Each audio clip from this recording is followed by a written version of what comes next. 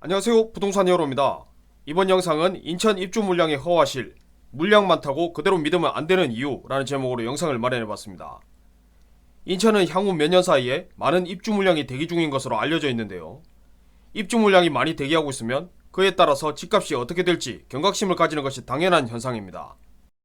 이번 영상에서는 인천에 예정된 물량은 얼마나 되는지, 다른 지역에 비해서 어떤 특징이 있는지, 그리고 앞으로 어떻게 대응해야 하는지 확실하게 정리를 해보겠습니다.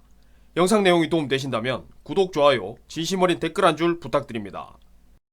인천에 예정된 물량이 많다는 것은 부동산에 관심이 있는 분이라면 한 번쯤 들어보셨을 텐데요. 그렇다면 실제로 얼마나 예정되어 있을까요? 연도별로 보면 당장 올해 2022년이 가장 많고 갈수록 급격하게 줄어드는 것을 알 수 있는데요. 결정적으로 불과 2년 뒤인 2024년에는 연수구의 1200세대 남짓을 제외하고는 3기 신도시가 들어오기 전까지는 예정된 물량이 아예 없어집니다. 한마디로 인천의 입주 물량은 올해와 내년에 집중되어 있고, 일단 이론적으로는 입주 물량 자체만 봐서는 2년 사이에 물량이 집중된 연수구, 미추홀구, 특히 서구 같은 경우는 상당한 영향을 받을 수 있겠구나, 이렇게 예상을 할 수는 있습니다. 자, 지금까지 우리는 공급이 많으면 아파트 가격이 떨어진다고 상식처럼 알고 있는데요.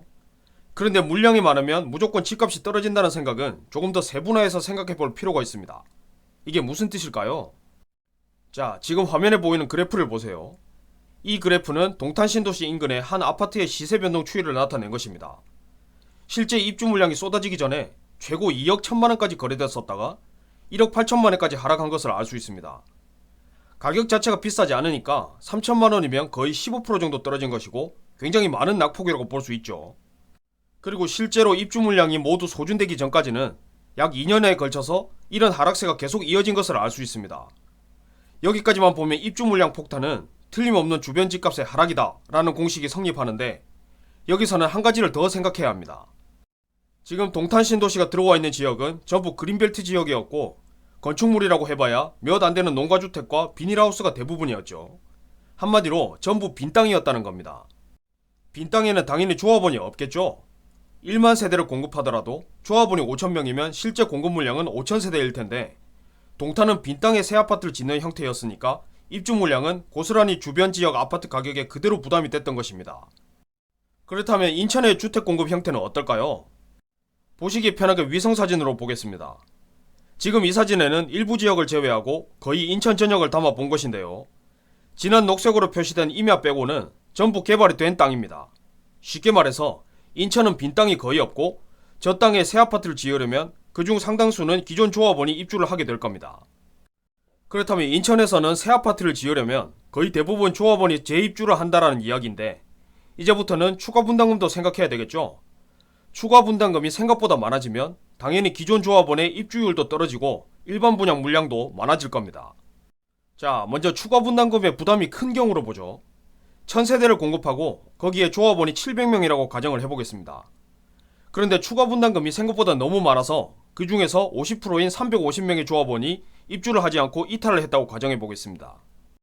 원래 계획대로였다면 1000세대 중에서 일반 분양은 300세대밖에 안 됐겠지만, 조합원이 이탈하면서 일반 분양은 650세대로 늘었습니다. 물론 조합원이 더 이탈하면 일반 분양도 그만큼 더 늘 것이고, 늘어난 수만큼 주변 아파트 가격에는 부정적인 영향을 줄 겁니다. 실제로 좋은 사례가 있는데요. 서울 강동구에 있는 한 아파트인데, 물론 지금은 분양가보다 3배 더 오른 상태지만 당시만 하더라도 분양가가 생각보다 너무 높다는 의견이 많았고, 추가 분담금에 대한 부담을 느낀 기존 조합원이 대거 이탈을 하면서 일반 분양이 많았던 아파트입니다. 물론 일반 분양에서도 미분양이 나왔었죠. 그렇다면 인천은 어떨까요? 이렇게 기존 조합원이 대거 이탈할 가능성이 있을까요? 먼저 인천에서 재개발이 가장 활발한 인천시청역 주변 상황을 보겠습니다. 자세히 보시면 당장 내년까지 예정된 물량은 1만 3천 세대로 결코 만만치 않은 물량입니다. 그런데 일반 분양 비율을 보세요. 일부 높은 곳도 있지만 평균을 내보면 전체 1만 세대 중에서 고작 4천 세대 정도밖에 되지 않습니다. 30%가 안 되죠? 그 이유는 조합원의 높은 입주율 때문인데요.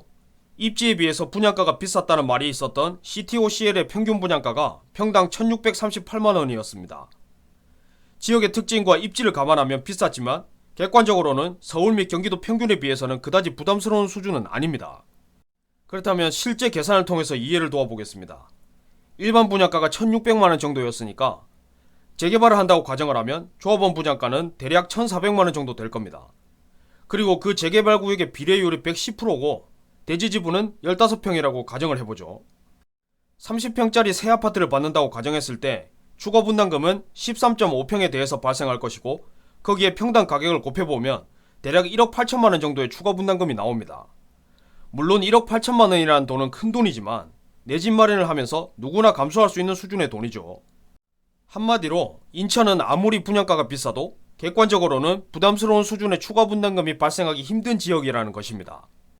똑같은 조건을 가진 부동산이지만 분양가가 비싼 지역이었다면 지금 화면에 보시는 대로 추가 분담금이 3억대 중반으로 올라갑니다. 사실상 이전 조건에 비해서는 훨씬 부담이 커지죠. 이번 영상 내용을 한 문장으로 요약하면 인천은 입주 물량 대비 일반 분양이 많을 수 없는 구조이므로 어느 정도 정체기는 있겠지만 대세를 바꾸지는 못할 것이다 정도로 요약할 수 있겠습니다.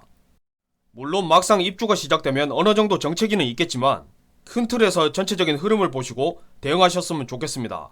감사합니다.